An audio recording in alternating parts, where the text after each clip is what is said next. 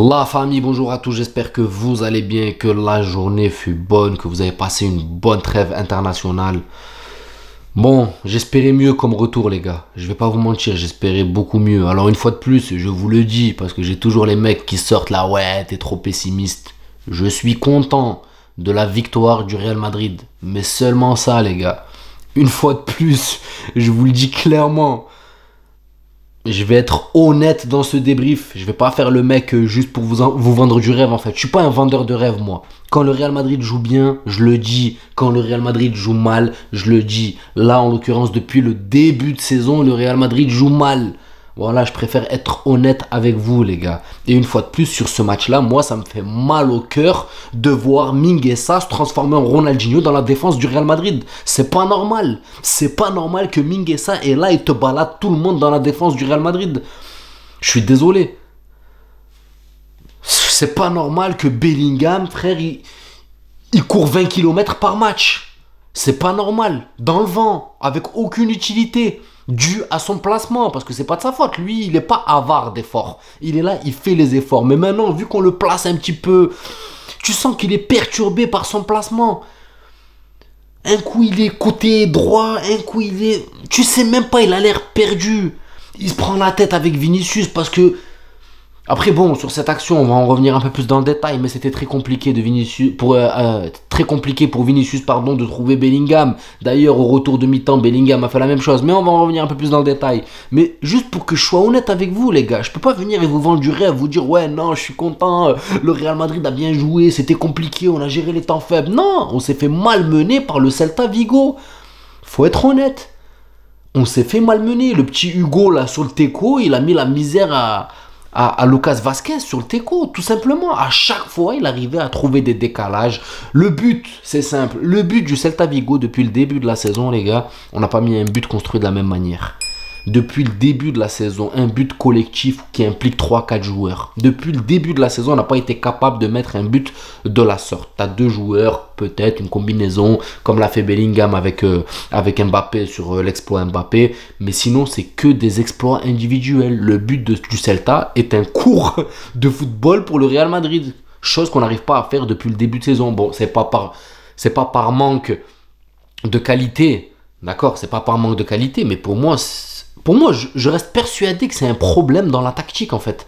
Je reste persuadé que c'est un problème dans la tactique et je commence à penser un peu plus qu'en fait notre problème c'est qu'on joue avec un neuf qui n'est pas neuf en fait et qui n'a aucun rôle. Parce que je jette un coup d'œil chez les voisins, quand tu regardes un match du Bayern et que tu regardes Harry Kane ou que tu regardes juste un match du Barça ou sans aller trop loin, déjà on parle juste de Harry Kane et de Lewandowski. D'accord, ces deux joueurs, tu vois l'implication offensive, tu vois que c'est des neufs. Après, j'en veux pas à Mbappé. Mbappé, il fait ce qu'il peut, le pauvre, avec le poste où on l'a mis. C'est pas son problème. Après, voilà, c'est nous qui ont été trop gourmands vis-à-vis du nom, parce que lui, je pense qu'il n'arrivera pas à devenir un neuf. Je pense clairement, plus j'avance dans le temps, plus je me dis que ça va être très compliqué pour lui de faire cette transition de passer de ailier à neuf. Très compliqué. Lui-même, il n'aime pas au fond de lui jouer ce poste. Et là, on le force à jouer un poste qu'il n'aime pas. Et tu auras des éclats de génie de temps en temps parce que ça reste quand même un grand joueur. Cependant, venir et s'ancrer du poste dos au but, il est nul. Il n'arrive pas à rester sur ses appuis. De la tête, il est nul. Il n'est pas capable de mettre une tête placée.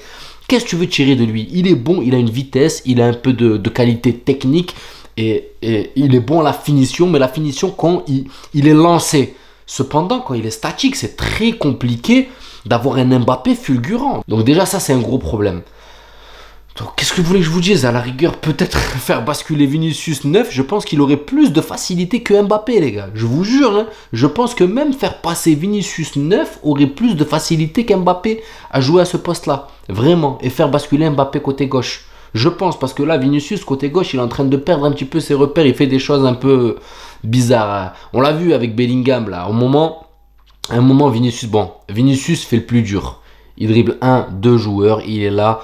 Il est sur son pied gauche, c'est très compliqué de trouver Bellingham au deuxième. C'est rare les joueurs qui arrivent à garder cette lucidité pour apercevoir le joueur au deuxième, lui mettre un centre parfait. Bellingham s'agace, vous avez dû voir la vidéo. Et on voit Bellingham s'agacer, lever les mains et tout. Même il dit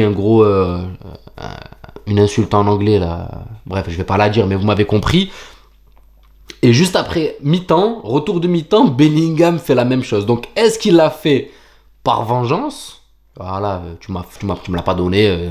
Ou est-ce que, voilà, lui aussi, là, il a eu l'exemple que lui aussi, en fait, il était pris dans ses dribbles. Bah, mais c'est très compliqué de garder cette lucidité au bout de l'effort. Voilà, Bellingham, je le sens beaucoup frustré. Kamavinga, aujourd'hui, je l'ai senti un peu en dessous.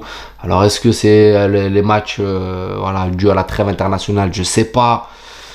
Mais en tout cas, une fois de plus, les gars, je vais pas vous mentir, Vinicius, il y a des éclats de génie, une fois de plus. Cependant, je trouve que c'est pas un Vinicius aussi tranchant qu'habituel ou que la saison dernière. La saison dernière, on avait un Vinicius, les gars, qui faisait très mal sur son côté, qui déclenchait tout le temps les dribbles, qui était tout le temps... Et j'ai l'impression qu'en fait, les adversaires ont compris son fonctionnement, ont compris un peu sa façon de faire et qu'il est beaucoup obligé d'épurer un peu son jeu. Mais on n'a pas un Vinicius aussi tranchant que la saison dernière.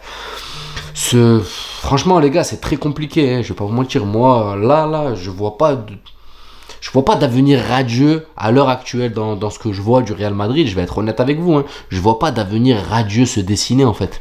Avec l'arrivée d'Mbappé, on s'est dit peut-être que ça va arranger les choses. On avait trouvé une compo avec ce 4-4-2, sans numéro 9, avec un Bellingham qui arrivait à combler ce manque et ça marchait très bien. Maintenant, Bellingham avait pris ses repères. Là, maintenant, on l'a bousculé un petit peu, on l'a bougé un peu de son poste, on le fait descendre, après on le fait remonter d'un cran, après... Tu vois, je trouve que c'est un peu le bordel. Modric, on va pas se mentir, c'est à ça qu'il sert. Et je le dis tout le temps, il a 39 ans, il y a le poids de l'âge. C'est très compliqué pour lui d'assurer toute une rencontre. Et c'est normal, 39 ans, déjà ce qu'il fait, jouer dans un des plus grands clubs du monde et venir assurer comme ça, faire ce que fait Modric à l'heure actuelle, c'est déjà hors norme. Mais pour moi, voilà, c'est le joueur qui, lorsque tu es bloqué, en l'occurrence là, j'ai envie de dire, tu es presque bloqué tout le match, mais voilà, si tu vois que tu avances et que c'est compliqué, tu n'arrives pas à trouver des décalages et tout, tu rentres Modric et avec son football, sa patte, il arrivera à te trouver des décalages et c'est ce qu'il a fait. Il a lancé Vinicius dans une zone où normalement c'est Mbappé qui est censé se retrouver là, parce que c'est son poste. Vinicius, c'est pour ça que je vous dis les gars, Vinicius, je vous jure, tu le mets neuf, tu peux avoir beaucoup plus de renta que Mbappé à l'heure actuelle. Mais c'est pas de sa faute, parce qu'Mbappé n'a pas appris à jouer à ce poste-là. Mais comme je vous l'ai dit, voilà, Modric rentre, lance Vinicius dans la profondeur. Vinicius, un contrôle, frappe. Enfin, frappe, vous m'avez compris, elle a été un peu déviée par le gardien. But. Modric, c'est à ça qu'il sert, débloquer des situations critiques. Là, en l'occurrence, c'est une situation critique. Tu le rentres, il te débloque et puis tu relances ton équipe. Maintenant, relancer le Real Madrid, ça devient très compliqué. Avant, quand on prenait un but, on réagissait vite. On réagissait très vite et on assommait derrière. Là, maintenant, on est lourd, les gars. C'est très compliqué. La défense est passive, très, très passive. Le jeu au milieu de terrain est très passif. Un Kamavinga qui a eu du mal à se relancer aujourd'hui. Valverde, pareil. Je l'ai senti un peu fatigué à cause des matchs, peut-être, de trêve internationale. En tout cas, une fois de plus, hein, je vous vends pas du rêve. Hein, je vous dis, moi, ce que j'observe et ce que j'analyse. Je préfère être honnête avec moi-même et avec vous. Je vais pas faire, ouais, je suis content, on a gagné. Oui, je suis content parce qu'on prend les 3 points. Mais... dans le jeu, ça manque encore beaucoup. Quand t'es le Real Madrid, t'as pas le droit de te faire malmener comme ça par Vigo, de voir Mingueza se balader dans la défense du Real et de te faire étouffer en fait par un Celta Vigo quand même. Tu vois, t'es le Real Madrid. Avec tout le respect que j'ai pour cette équipe, elle méritait même de gagner, les gars. Je vais être honnête avec vous, elle méritait même de gagner. Enfin bref, c'est mon point de vue, les gars, une fois de plus. Il y en a qui vont être d'accord, d'autres pas. On peut pas être parfait, on peut pas plaire à tout le monde. Donc voilà, les gens qui sont contents, dites-le dans les commentaires. Les gens qui sont pas contents, dites-le aussi dans les commentaires. Et vous inquiétez pas, je les vois tous et je réponds à tout le monde. En tout cas, je suis content de vous retrouver, content de retrouver un peu de football. J'attendais un meilleur Real Madrid. Maintenant, on prend ce qu'on a. On a les 3 points, c'est l'essentiel. On va sur le Barça demain pour voir ce qu'ils vont faire. Mais voilà, comme je vous l'ai dit, je regarde Lewandowski, je regarde Harry Kane. Et là, Mbappé, les gars, il est loin derrière ces deux-là. En tout cas, loin, très très loin. Prenez soin de vous, la famille, et je vous dis à la prochaine vidéo. Ciao.